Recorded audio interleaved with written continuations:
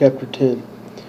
In a straw hut in the quaint and beautiful western woods, smoke billowing slightly from a metal pipe on the roof, there lived a family of two, wife and a husband. They were both hunters and fishermen and lived like most do in the first turns of the age.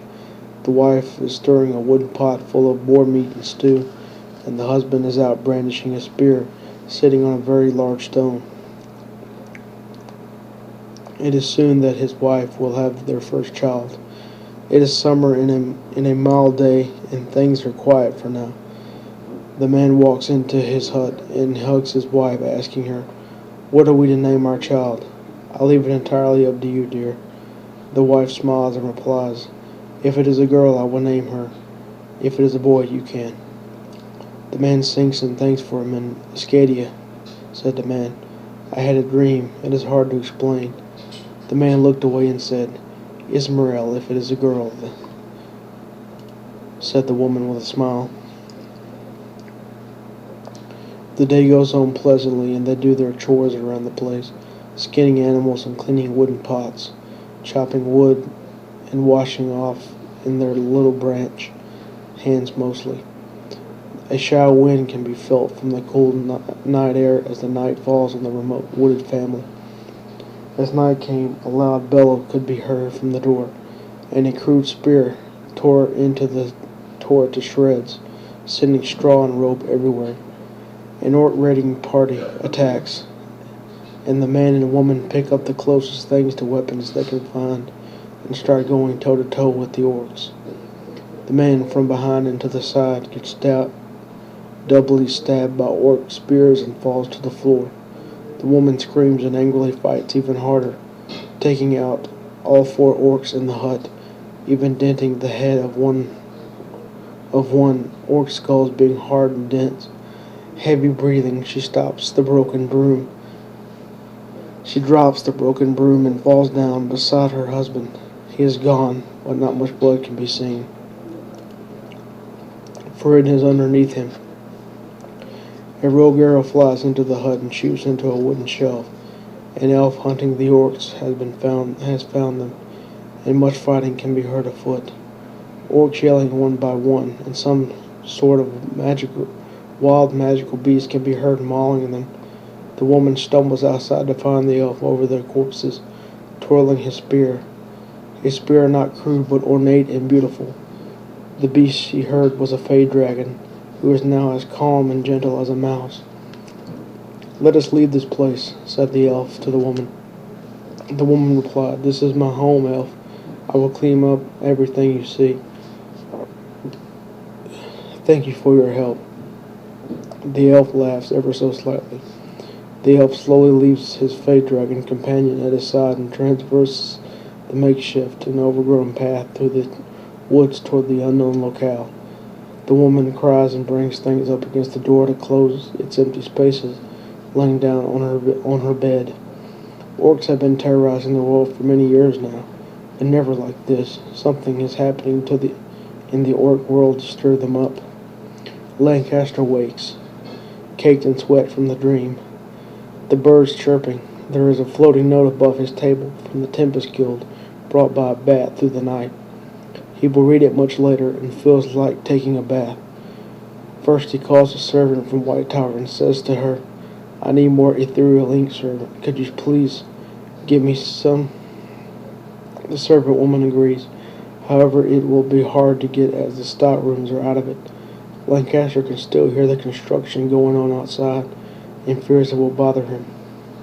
He neatly folds his robe and clothing on his table and enters the warm bath water, thinking about the dream.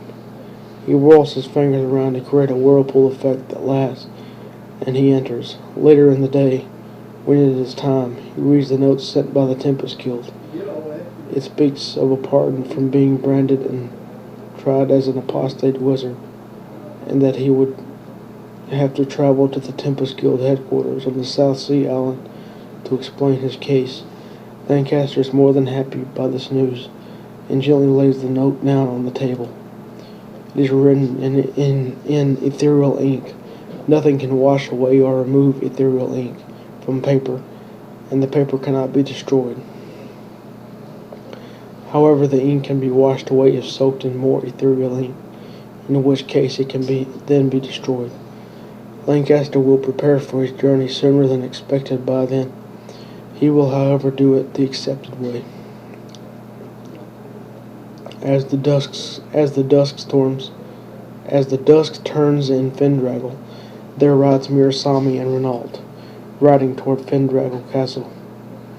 She has been released after serving her sentence and is now 20 years old and a blossom. It has been 7 years since Fendraggle has had no leader, but it has prospered. She has been given a magical amulet by the Tempest Guild to wear at all times that would stave off her psychotic nature.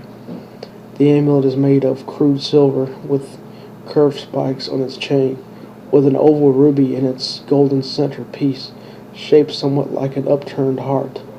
She enters her throne room and sits upon the throne her father once called his. She will seek to reclaim the Fendraggle name and improve its standing with the world once more. Lit braziers above the walls in a line to the throne. She sinks in her throne, smiling. A servant brings her a basket of fruits, and she says gently, "Thank you very much." The servant smiles and bows his head. Renault enters and says, "I have a surprise for you, Mirasami. You're going to love this." She quickly gets up with Renault and heads for the stables. Once they get there, she is surprised to see a beautiful beast laying in hay. "It is your Fey Dragon, Your Highness," exclaims Renault. "Leave us, Renault. I want to spend some time with my friend," she says. Renault heads back to the castle. She spends all day brushing its feathers and talking to it, ever so often pulling up dandelions. She remembers the dungeons, the hanging by chains, being called a monster and no better than an orc. She bursts into tears, and the Fey Dragon slowly looks at her and puts its paw on her knee. She pets it and gets up to walk back toward the castle. Before she does, she turns to it and says, "Your name will be Aaron, my faithful friend." The Fey Dragon shows its teeth and licks its paws. She smiles and drops a handful of dandelions. Fendraggle has seen better days. The court wizard Junther seeked control of Fendraggle while Mirasami was in prison, and has basically gotten a following. Her and Renault travel to see him in the castle. They open the stoneward door to travel to reveal him talking to a couple of people about Mirasami being just like her father. Mirasami puts her arms on her waist and yells, "I'll order you out of my castle at once." Junther gets angry and points his finger, and a strange noise is heard. He tries again and again. The noise happens each time, and he starts to get afraid. "I will leave as you request, Your Highness." Junther sighs and humbly leaves the castle on foot and heads for the stables. Later that night, while she was washing in a bath, she took off her necklace to get in the tub, and she was flung back into the wall, slipping on water and falling. Surprised, she quickly puts the amulet back on. "This amulet protects me from magic? Why would the Tempest Guild give me such a thing?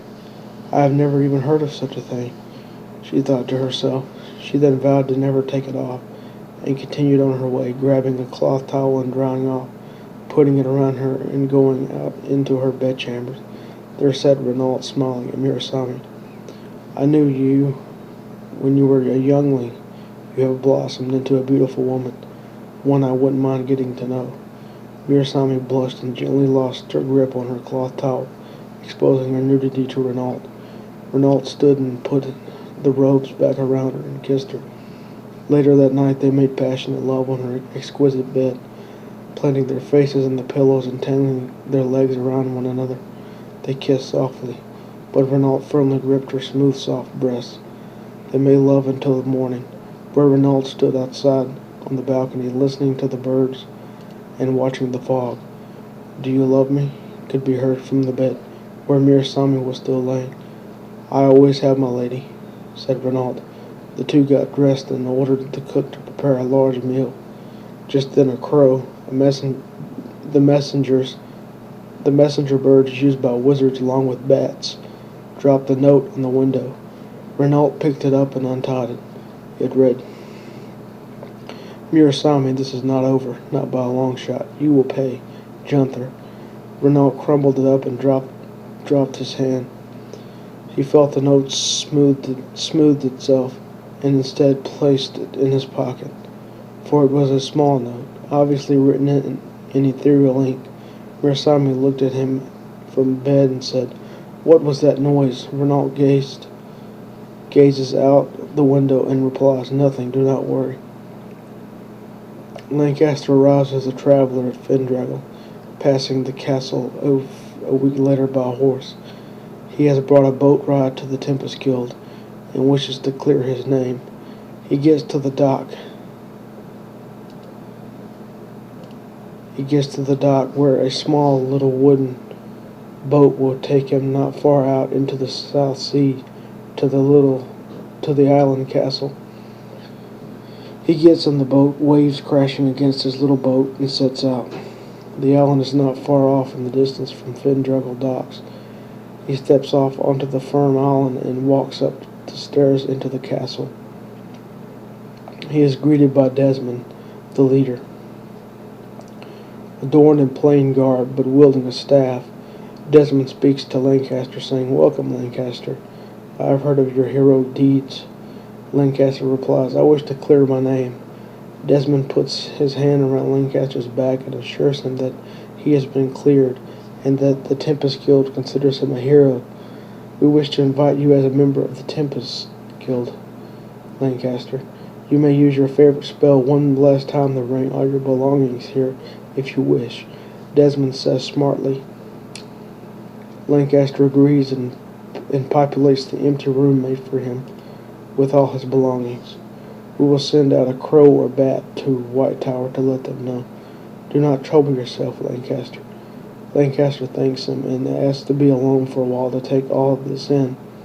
The sun sets on the remote island, and the waters sway back and forth, telling a story of an innocent past.